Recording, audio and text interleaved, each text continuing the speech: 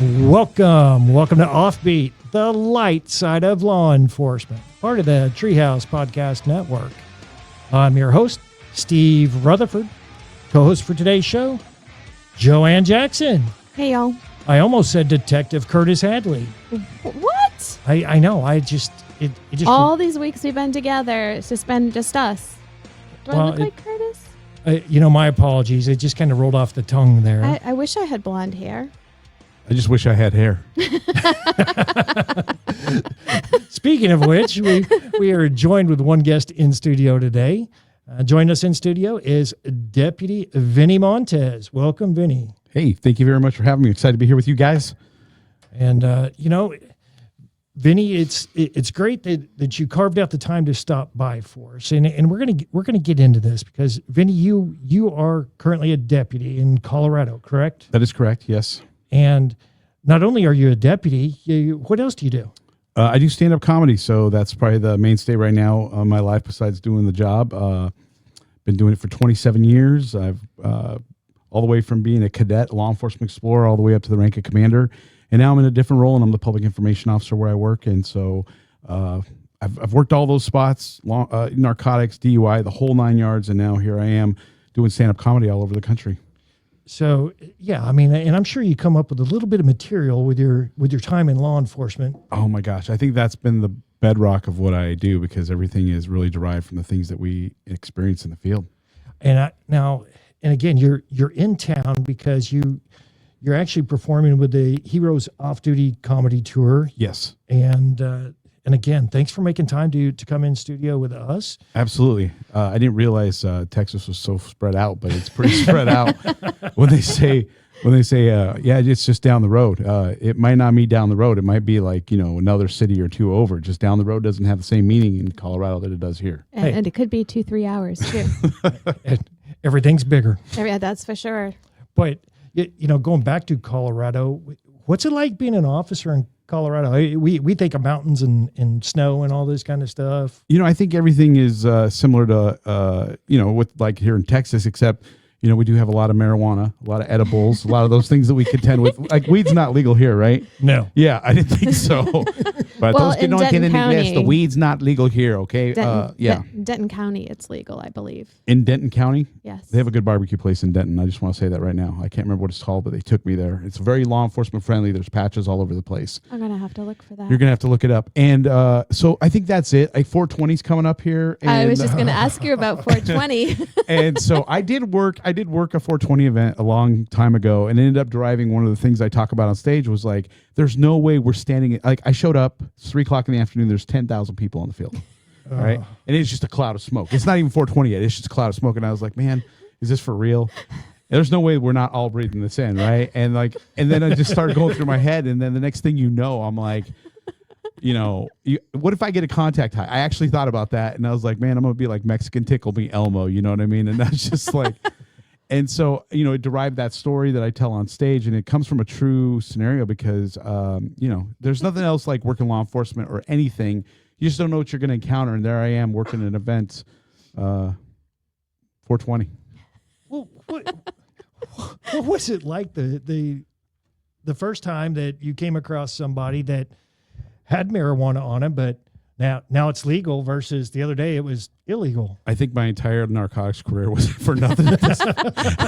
You're bringing up a sore subject because I was like, you used to be able to go up to houses and you'd be like, yeah, and you could smell the cultivation of fresh marijuana, which is definitely distinctive between that and marijuana that's been cut and harvested. Oh yeah. And I spent almost 3 years working undercover in narcotics and going into people's houses, tearing up grows and everything. Learned about drip systems, the whole 9 yards, and then we legalized and everything. It's just like I it was meaningless. No, but well, now that you guys have legalized it, can you have a grow to like a magnitude of that, or are you allowed to have like everybody's allowed to plant? have their own grow now. I think when I last was paying attention to it, you could have like 3 flowering plants and then 3 in the vegetative state, and it's pretty legal. And they say there's more Starbucks in more dispensaries in Colorado than there are Starbucks. So. I believe that. Yep. I know someone who's been to the 420 event, and She said it was a great time. I bet. You know, when I took my polygraph when I first got hired, I'm from Boulder, Colorado, so it is a little bit more hippie-ish and you know, Boulder-esque. And when I took my polygraph, they're like, I don't know, we're seeing some deception on your cannabis question, and I thought I was not going to pass. But what I found out later is they go back and pick something that they think maybe you're not being truthful on. I don't think they believe there was a kid like me growing from Boulder that didn't smoke dope, but I didn't. So, but I passed with flying colors, and That's funny. yeah. That's funny. I just can't imagine, like, because like here, you can have an amount, and the former Dallas chief was doing something, and he showed the amount that you're allowed to have, and I'm like, that's like a lot. Yeah, it's a a lot. And I'm like, I think people think, oh, I don't know if it's like 3 or 4 ounces or whatever. And I don't know because I don't do it. But to me, it just seemed like that's a lot for personal use. It is a lot for personal use. Although I mean, you'd be this big surprised, there Ziploc are some baggie with people. There are some people that really have achieved some goals in their lives. Really, really. Hey, I bet he's never had anyone smoke it from a skull. From a skull, I've seen it smoke from an apple. I've seen it smoke from you name it. I've pretty much seen it. Oh, you mean like a human skull? Yeah. Yes. Oh my God, no, I haven't seen that.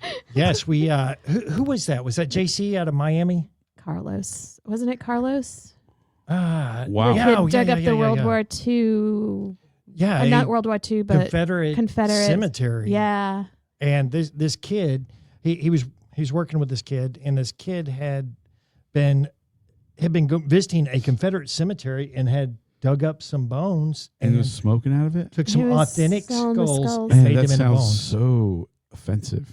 Not to mention, like the first thing that came to my mind as a medical person is what kind of diseases are on that skull? Yeah, because I'm a hypochondriac right now, let me tell you. And I'm just thinking about like, oh Like my goodness. touching. I don't even want to touch it. Yeah, like Don't what even kind of wanna touch it. bacteria, fungi, you never Yeah, know. exactly. Smallpox. Oh man, we're Black bringing back plague. things. Oh, jeez. Okay, we All right. need to move on. We Yeah. digressed. Giving us the We creeps. digress. Yes. Oh, I'm not gonna be able to take the drive back. I'm gonna be checking the car for heebie-jeebies. You're safe here. The only thing you might bring back is a deer. Oh, thanks. Hopefully not on my hood. God, I hope not. They're probably all hiding. It's still early. Well, and I asked you about the marijuana because in Texas you can carry a firearm now in your vehicle as long as it's concealed and you're not in violation of any offense greater than a Class C misdemeanor. So you get stopped for speeding if you've got a handgun in the car. Hey, that's fine as long as it's concealed. It just can't be sitting out in the seat. And I remember there were so many arrests I made for folks in possession of firearms, and then all of a sudden the law passed, and the next time I found one in a car, it was so hard just to, leave it there. Wow. So it has to be concealed, huh? Yeah, it's strange. Yeah, in Colorado, as long as if you're in your car, like the home is extension, your car is extension of your home. So you could have it concealed on your person, you can have it sitting in the passenger seat, whatever. It just has to be inside the car. So yeah. Wow. Yeah, no, ours says it cannot be in plain view. Oh wow. Yeah. So it has to be concealed. Yeah. So no driving around between the seat and the center console. I have never done that. I like how big your eyes got. I've never done that. Oh. I think every cop has had that situation. Now, Yeah. now you've listed all sorts of different experiences you've had and stories that you've collected during your time. And I understand you like ice cream. I love ice cream. It just doesn't always create the best situations for me because, like, especially when I was in uniform a lot, I didn't feel comfortable walking into a local ice cream parlor, being like, give me a triple decker, and then like sitting there. And I like it in a cone, to be very specific. It's got to be in a cone. But just like kind of like eating that cone in front of the public, it just didn't look right. And I'm a bigger guy, and so I always felt like I could get away with it if I went through the McDonald's drive-thru. Now, the McDonald's drive-thru, hopefully that ice cream machine will be working for once, and it wasn't down. Because it's never working. So this story, I literally go to the McDonald's. I am getting my ice cream cone. I'm waiting for the guy to make it, and I'm looking in. He is making the ice cream cone, and I'm like telling him bigger, and he's making it bigger, bigger. And I look ahead, and this guy collapses at the entrance to the McDonald's, and my heart sank because I had to let the ice cream cone go. But I went up, I start rendering aid, and of course, at the time, I was a commander. And whenever a commander calls out with anything, like everybody's got to come see what's going on because we can't do anything right. I don't know if you know, but the higher rank you go in an agency, the less capable you are on the street. So everybody starts to stop by. I got the recruits with their FTOs stopping by, and everybody's kind of seeing what's going on. They're like, "Why are you here?" And I'm like, "Oh my gosh!" And the None of your business. Yeah, the city stops by. The university police hear what's going on. They stop by. I got a whole crowd forming now around one dude for a minor medical issue. And as I look across this huddle of first responders, because of course the firefighters showed up with like 27 people on one truck, and so I look across the huddle and there's this dude with this giant ice cream cone. He's trying to gain my attention in front of everybody, and I'm trying to look everywhere but at him. And he starts to come around the huddle towards me, and I start walking around the other side of the huddle because I'm like, there's no way this dude is handing me this ice cream cone in front of all these first responders. And you know that one guy or gal that you work with who always has something, you know, they're the smart ass in law enforcement. You know exactly who I'm talking about. He sees this. He's that senior veteran FTO. He sees this dynamic of me and this dude, the standoff. And in front of everybody, he's like, "Hey, Vinny, is that your big ice cream cone over there?" And so now, like, everybody's got their phones out. The kids are no longer playing at the play place. The people in the drive-thru, they got their phones out, and they're recording me. Even the unhoused homeless guy is recording me. And I'm like, oh, my God. I didn't know what to do, so I just walked over. I took the ice cream cone, and I just start licking it in front of everybody right there. I had no shame at that point. No shame. Yeah. You should have been like, me and my ice cream just saved this guy. Yeah, right place at the right time, yeah, right? exactly. Let's look at the positive. Had you not been there, how long had that guy laid there before someone actually called and help showed up? You know, because command, people are like, "Ooh, what's he doing? Let's go check it out." So wait, I think we've established something here. Ice cream saves lives. Ice cream saves lives. I agree. Yes. I agree. The cone can do things. Trust in the cone. Trust in the cone. I feel like that's a T-shirt. Trust in the cone. That is funny. Yeah, that's good. No, I think that's a weird thing, right? Like everything is very serendipitous as far as like law enforcement. You end up being every cop that you talk to, paramedic, firefighter, whoever it is in EMS. I think there's been moments where just that thing happens where you just happen to be at the right place at the right time. And I'll give you probably the biggest one as I'm looking here at this in memory of Officer Joann Frito, is we as cops never know when we stop a DUI what would have happened. And when you take that person off the road and that moment right there, I mean, it gets serious for just 1 second, but you never know what you prevented. And it's those things that people don't realize because it's only the things once they happen where it's a big deal, right? Right. And there's been so many people around the country, whether it's been firefighters, law enforcement, who see a DUI, they call it in, or the officer stops a DUI, they take them off the road, and it prevented whatever was going to happen had that interaction not happen. Well, and I know that even guys I used to work with, they would get so upset that they would make an arrest for a DWI. They would get to court, and then someone would hire a fancy defense attorney to get them off on a technicality. Right. But I'm like, don't get upset over that because you got this person off the street at the time that they were a danger to other folks. And now they have a record, and now it's going to count against them. Hopefully they won't do it again, but I mean, they always... Hopefully they won't, but even if they do, you don't know what you stopped that night because how many of us have been on that call where that family was just minding their own business, going to whatever they were going to do, have dinner, whatever, and they get hit by the drunk, and then the whole thing has changed. And we have intervened, and it's a very positive outcome. So I always try to keep that in perspective as well. You just never know the things that you stumble upon. Well, right? and the other thing, you mentioned, yes, we do have a sign here in the studio. My wife, Karen, is a survivor of a Fort Worth officer, Joann Frito, killed in the line of duty, hit by a drunk driver. Yep. And unfortunately, Joann was killed. A couple of years after Joann was hit, and long before I knew Karen, I too was also hit by a drunk driver while on a traffic stop. And the math came back that I was rear-ended in my vehicle. The drunk was doing 90 miles an hour. Wow. And that changed my perspective on it, and the fact that, you're stopping these folks. You don't know what might end up happening the rest of that night, but you also don't know, they might hit an officer out there. Oh, absolutely. And unfortunately, if it hadn't been for Joann's accident, there was also a Dallas officer who was killed in 2004 the same way. Wouldn't have come out with their repair that essentially saved his life. Wow. Yeah, there's that's a whole nother story. It's like the seven, what is it? The 7 something of Kevin Bacon. Yeah, let's go back to the lights. Yeah, let's go back to the lights. Well, I do have a lighter story to this. So like I was directing traffic one time on a very small accident scene, and I'd stopped this lady. I looked at her, you make eye contact, stop. And it wasn't very fast. And I turned my back on her. And the next thing you know, she's driving past me. And She's looking at you. And the only reason that I know she's driving past me is she struck me with her driver's side mirror. And not very not very fast. And then, of course, it's what's going on? And I'm like, oh, my goodness. And so she ended up having a little bit too much to drink. But I will never forget that. I learned, make eye contact, get them to stop. But when they're intoxicated, it really has nothing. It's not going to really. Driving by you like Kermit the Frog and that meme, just looking at you. Yeah. And again, you triggered a story that I've got where I was conducting standardized field sobriety tests on a guy. And we're actually in a residential neighborhood where he was on the street. He was out in front of a house. I had my back to traffic. And anyways, a gentleman backed out of his driveway nearby, and he was an older gentleman. And as he came by, he was only going a couple miles an hour, but sure enough, but just bumped up against me and just kind of spun me around. And that's kind of what happened to me too. I was like you're really caught off guard, right? Yeah, my backup unit said, did that guy just hit you? And I'm like, I think he did. Like, I know we only got a few minutes before we close out this section, but I got to tell you this real quick. The funniest thing I've ever seen on a DUI, not that a DUI is funny, but a DUI investigation scene was, and I'm not going to mention this trooper's name, but there's this trooper who I thought the world of, nice guy.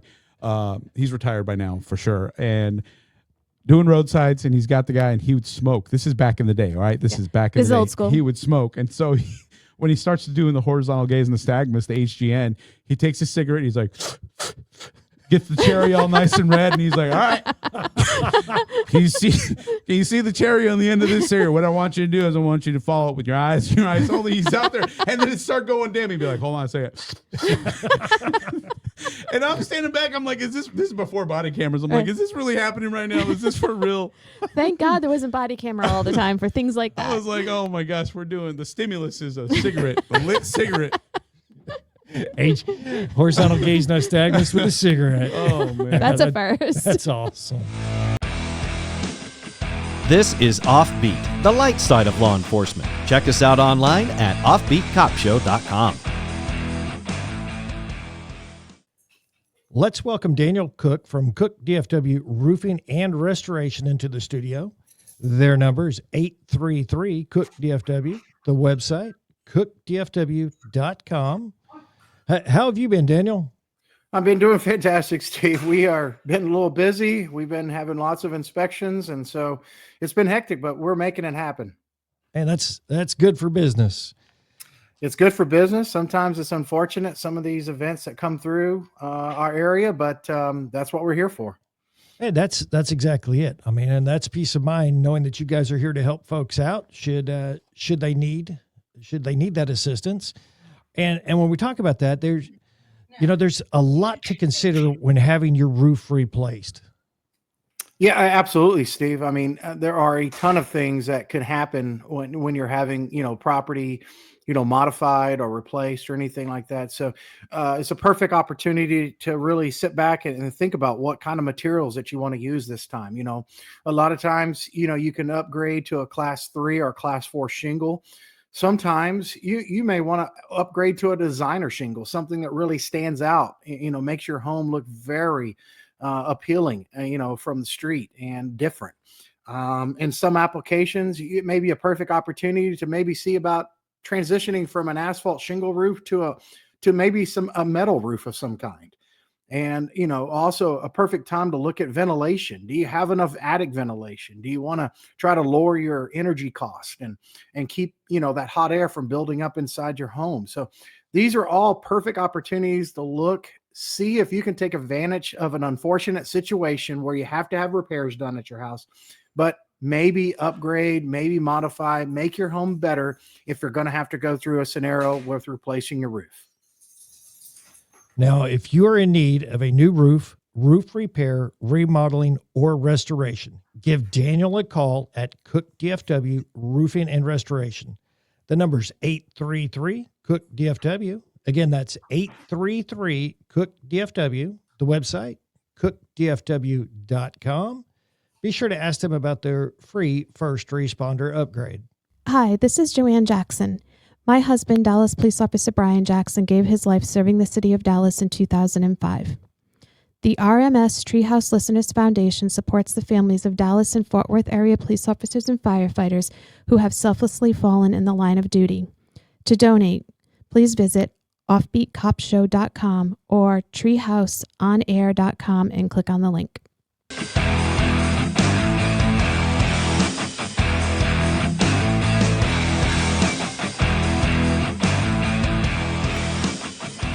And we're back to more Offbeat, the light side of law enforcement.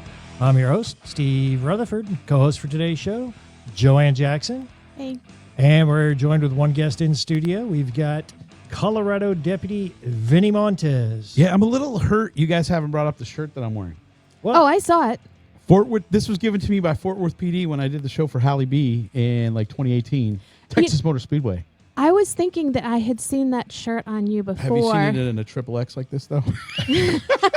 No, I more saw it on billboard size. you. I saw it on you, and I was like, I was going to ask you about it, but then I was like, well, maybe I'm just imagining that he had that on before. Yeah, I think the Novak, if I remember correctly, the Novak family gave this to me. So That's yeah, very nice. thank you, Novaks. Appreciate it. Love you. Yeah.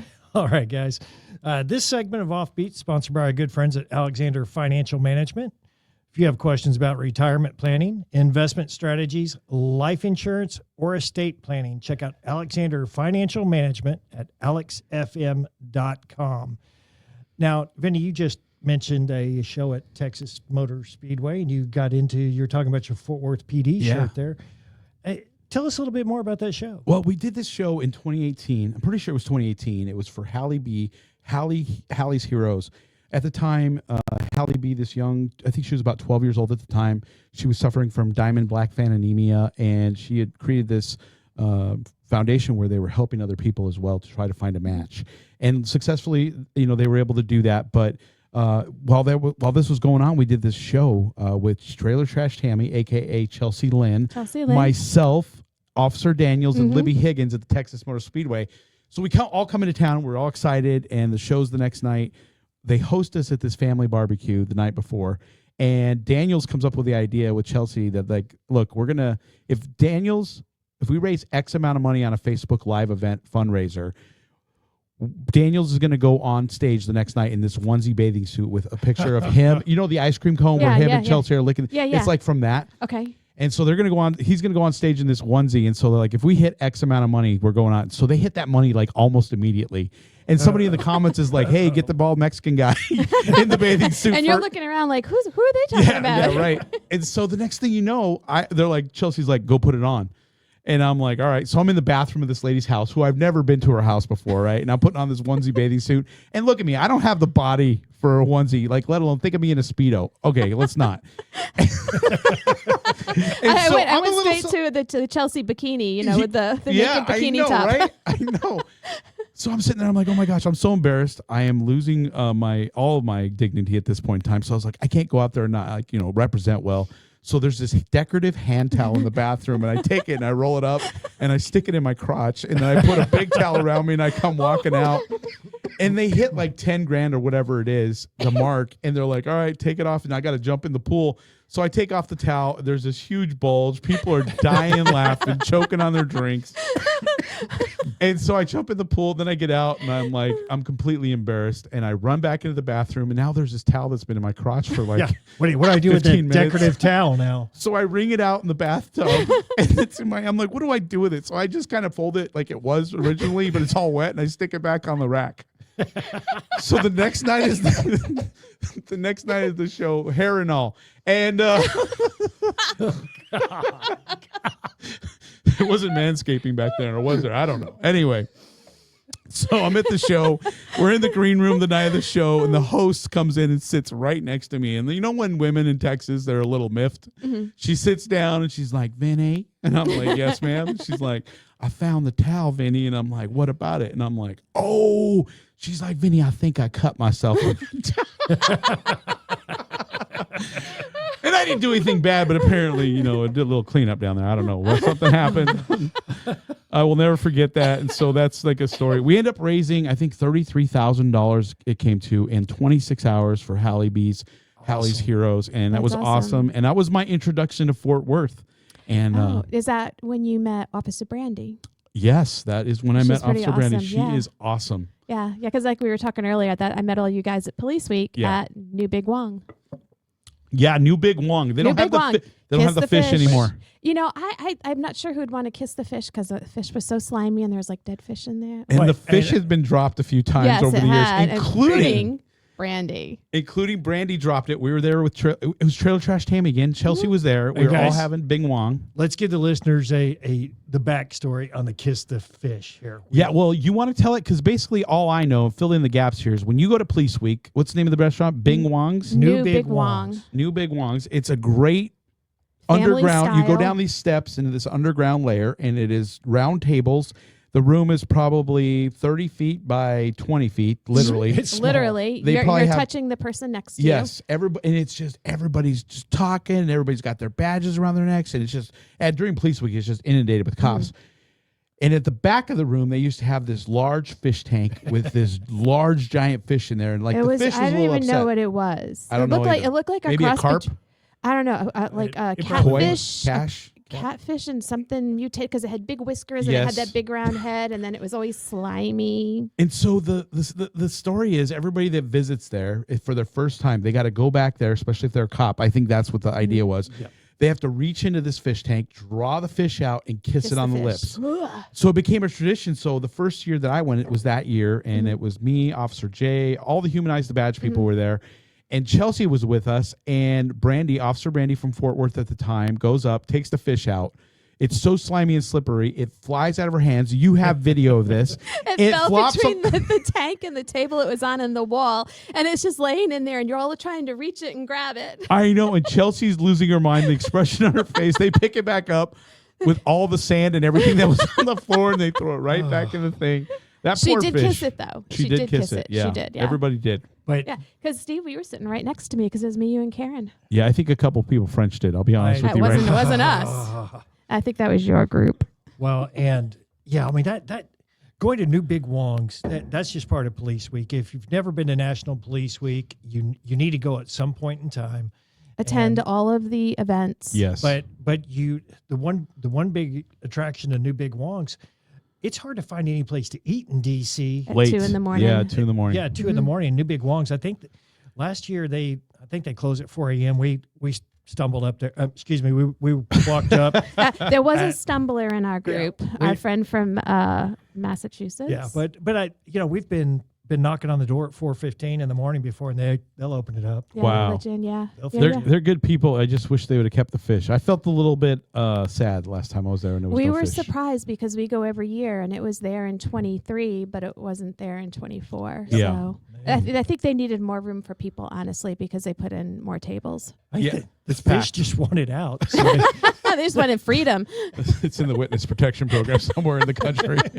Anytime it hears "kiss the fish," it runs. Yeah, kiss the fish. Yes. It was good times. it was a good time. times. Great times. Yeah. Now, Vinny, let's get back to a little bit of your backstory real quick.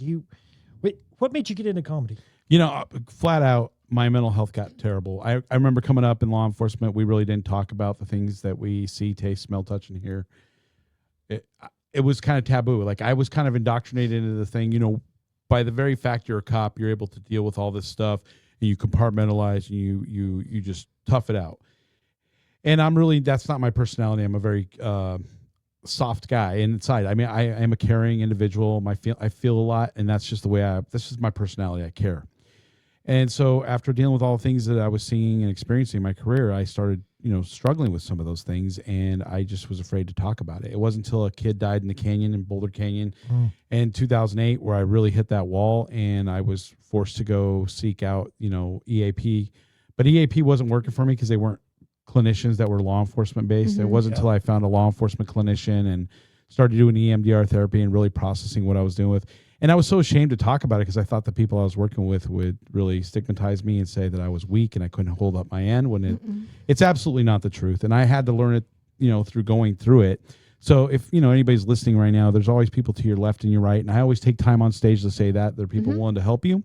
And there should be no stigma around it. And it's actually, you're stronger to deal with it because you're going to come out better on the other end and you're going to get to your career. We were talking about this before the show started. cops don't live long, technically, according to the statistics, long after. I think the last one I read, it was a while ago, was cops typically don't live 7 years past retirement. Right. And that's a sad thing because most cops retire in their early 50s. That puts them out in, early 60s, if that. And we all have stories of people we know who didn't make it out, right? And so I just think that the better that these people take care of the newest generation, come in and take care of themselves and maybe have to learn from the things that we made mistakes on, hopefully they can have long lives, because it's such a sad state of affairs that you work so hard for 20 or 30 years in this career and then you don't get to enjoy the things that you work so hard to create for yourself. So we talked about this too, about being from New England and the way we talk. And I don't know how to say it right, but what I'm going to say is I'm glad you went through what you went through and you survived it to create the comedy. Yeah, thank you very much. I love doing it. I love doing the dark humor. I can't tell the dark humor everywhere that I perform because people lose their minds. And there are some softer people in this world today, so I have to make sure that I'm paying attention to the audience. But truly, comedy was a way for me to get out of my own way and a way for me to get out of my own mind. And now here we are 17 years later in stand-up comedy. I'm getting a tour all over the country. I'm getting to perform for lots of law enforcement groups. I'm very proud of it and I'm very excited. And, anybody whatever you want to do that's outside of the job, find that one thing. I don't care if it's horseshoeing, stand-up comedy. I don't know why I picked horseshoeing. I love watching those videos online where the guy's scraping away and they come across that pustule and it just kind of shoots in their eye. And I'm like, oh my God. Then I have trauma. I thought you meant like throwing horseshoes, not being a farrier. A farrier. I didn't know what that was called. A farrier. Oh my gosh. I was like, what is he talking about with that hand motion? No, he's carving the hoof. Oh, I know that looked kind of bad. He's carving the hoof. Is that what it's called? Carving the hoof? Trimming it. That's a new euphemism. Oh my God, I can't believe I just said that. Did I just say that? Ladies and gentlemen, this does not represent VINNIE MONTEZ comedy in any way, shape, or form. You wish. Everybody's going to come up to me and hear this and be like, VINNIE, what's the new thing called carving the hoof? Carving the hoof. I was trying to figure out what you were doing with the hand movement, and I'm like, well, what's that thing called? He does this motion here. Right now, I can't think of the name of the tool. Just because we're from Texas doesn't mean we know how to shoe horses. But I'm like, what has that got to do with you know what I'm talking about, right? Yes, I do. You're talking about a fairy. I feel like everything that comes out of my mouth right now is being taken the wrong way. Thank you very much for having me and a good day. Well, the thing is, like you said, horseshoeing, so I'm thinking people who throw horseshoes. I didn't say horseshoeing. I said horseshoeing. Horseshoeing. Your New England is coming out right now. It is. Horseshoeing. Horseshoeing. And I was thinking, in the car, getting a glass of water. Car, getting some water. I'm gonna mow my grass with my mower. So I was thinking you were talking about people throwing horseshoes in the game of horseshoes, and I'm like, what is that hand gesture? They always lock up the horse in like this thing, right, in between their legs. And it's sticking out from between. That's not helping, Vinny. It's sticking out from between his legs, and the next thing you know, he's doing this motion with the little knifey thing. Hey, Joann, you come sit by Vinny. I'm gonna move. And then when he hits that pocket, it just explodes, and I'm just like, the infection. Yeah, the infection. And then they spray it down with something that's blue. Everything turns blue. Yeah, it's that aluminum or something or another. It's an antibacterial. Not to be confused with blue balls. We've completely. I thank you very much for having me here today. Please cut all this out. Absolutely not.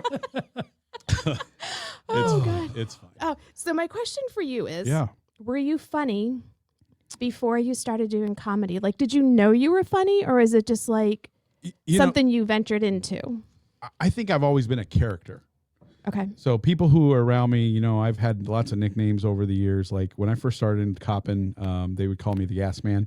Because everything would be calm, and then I'd show up, and then everything would go right. Especially when I started in the jail, that's where I got that. And then one of my other friends, who's a commander still, where I work, and he calls me Vinny the Monster Montez.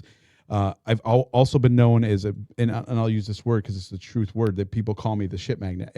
And I've said this a million times. Like an average deputy who is just doing their thing will stop a car full of nuns, and everything will be good. I could stop the same car 10 minutes later. Everybody's got guns. Everybody's got warrants. There's a clown in the backseat doing I don't know what. Yeah, and then there's a farrier trying to get his horseshoe fixed in the back as well.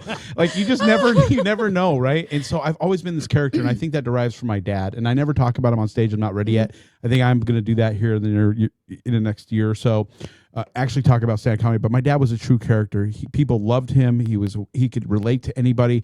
And I think if I have one gift, it's the gift of gab and the gift of relating to people, because I can talk to anybody and I can find a way in. And I think as a police officer, that was very beneficial to be able to find that. And so I don't think that I've always been a funny person, but just watching my mentors grow up and growing up in the culture of law enforcement, it toughens you up. And cops are some of the funniest people because they have to be able to deal with that dark humor. Everybody knows has been with that dead body.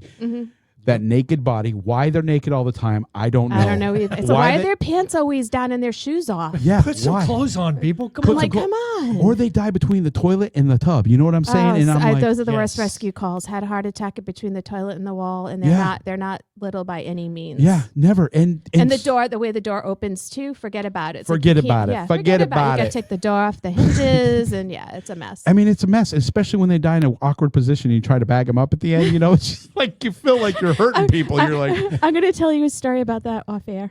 So I just want to say that like this job creates the humor, and we have all been behind the scenes, not in the public eye, joking with each other just to get through that call. And so I think it's part of what I've done in my career to build that comedy, but I think also it just comes from me, from the people I've had in my life and watching my father and just having that same character he did. Yeah. Well, and let's talk about some of your stories, some more of your stories here.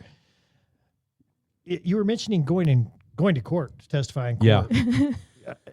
Hey, go ahead and elaborate on that. So we had this trial. It was a homicide trial, and the two DAs who were running the trial, good people, and we get to the point where I'm going to testify, and I'm coming in later in the trial, and I'm kind of the one they were going to build up to be this person that provided the link for how we got involved with this case. And I don't know what possessed me, but I decided to dress that day in a bright purple shirt with a brown leather shoulder holster and a tie and black suspenders. You kind of went Miami Vice on that one. I did. I went Crockett and Tubbs on them, right? And I come walking in, and they see me, and I think I am dressed to the nines at this point. I think I'm looking good. I come walking in, and literally in the background, not only is the circus music playing, but everybody is singing in the jury box, "I love you.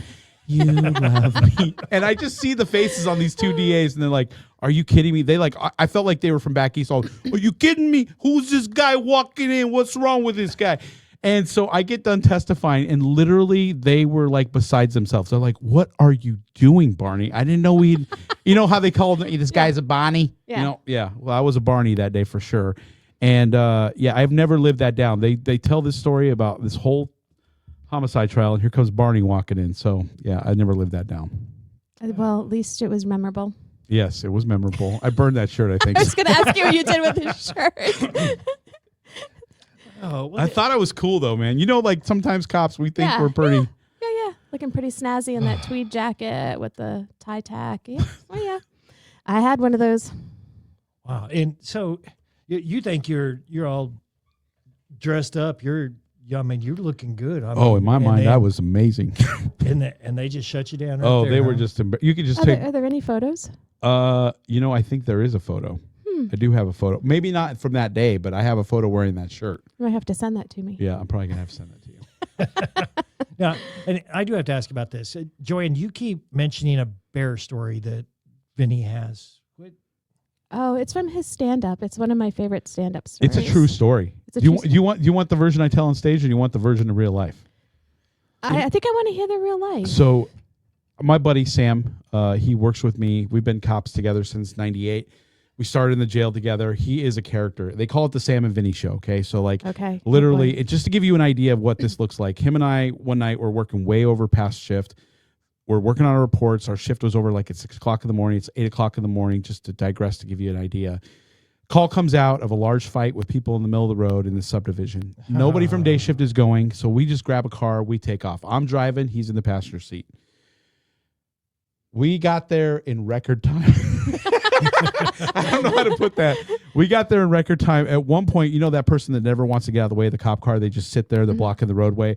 As I'm driving past this car, he has turned 90 degrees in his seat, in the passenger seat, and he has got the window up, but he is like pointing at this guy and screaming inside the cop car. And this guy turns toward us. He's like, what? Like, he does completely oblivious.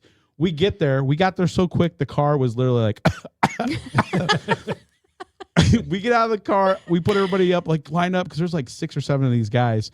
And I'll never forget this one guy. He goes to pat him down. I'm covering. Sam's patting him down. This one guy's like, I won't let you manhandle me like that. Little kid, little drunk college kid. So Sam like puts him up against the car, puts him in cuffs, puts him in things. So that's like the Sam and Vinny show. Like, it's always something crazy like this. So one night we're paired up riding doubles. I think I was a sergeant then. Maybe we were deputies. I don't know. But we get this call, this bear in this house. And Colorado, where we work, it's the flatlands and it's the mountains. So it's like a 20, 30-minute run up there to get in there. And she's like, the bear's in the house and tearing it up. So we show up, and when we get there, we go up through the back of the house because she's in the back bedroom on the basement level, and she has these French doors she opens up, and we walk in, and she is wearing nothing but a male dress shirt just above her thighs, you know, right at the knee right there. And so Sam, of course, he's like totally focused on this. The bear's not even a contention right now. And we bring into the house with us a shotgun, a beanbag shotgun, not a regular shotgun, but a beanbag shotgun. Isn't that just going to piss a bear off? Well, I don't know. I just didn't realize, we're just pretty focused on doing our deed. So we go out in the hallway and we close the door to the bedroom. So now we're downstairs in this house in the hallway, basically shutting ourselves into a kill box, because I tell the lady, whatever you do, don't open the door again. And I'm there trying to get her calm and close the door, and I hear behind me, here, bear, bear, bear, bear. Hey, bear, where you at, bear? Here, bear, bear, bear, bear, bear. This dude's in there like Elmer Fudd, right? And I'm like, what is going on? And so, like, we don't realize there's no other way out. Oh, my God. And we got a beanbag shotgun, and to your point, like, what is that going to do, right? What is that going to do? Now, as a Mexican, I would love a beanbag shotgun. You know what I'm saying? Because I do love some refried beans. But, like, this is not the situation. And we're literally traipsing through this house looking for this bear. Thank God the bear was gone. And when we got up to the second floor where the kitchen was, because we were, like, in the basement, or I should say the first floor, the whole kitchen was in disarray. And He just wanted a snack. he wanted a snack. He got into the chip cabinet. Oh. And he pawed his way through things, and it was just amazing. But, like, we went downstairs, and we're like, ma'am, it's gone. But Sam and I were just wholly focused on it. She was very beautiful, very hot. And we forgot all about the bear again. We were just like, do you need any other assistance, ma'am? We're here for you, She's like, do you need a liter of cola? I'm not, And hold on, but I couldn't help but ask her. I was like, have you ever done any hooving in your career?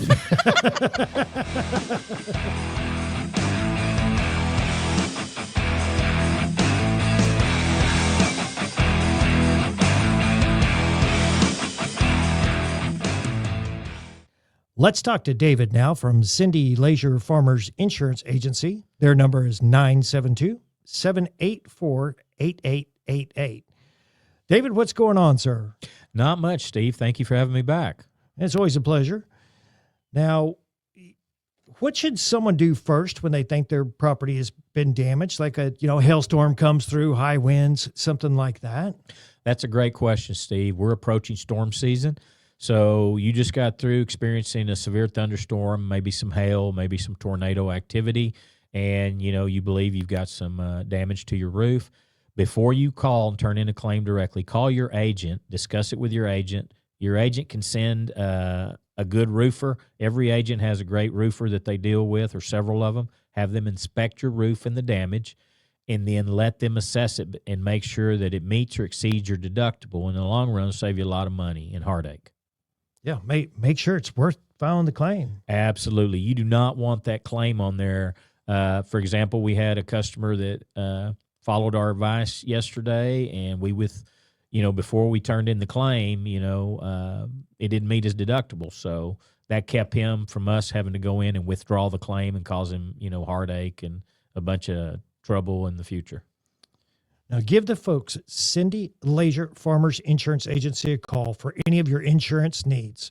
The number is 972-784-8888. Again, that number, 972-784-8888. Be sure to ask them about their first responder discount.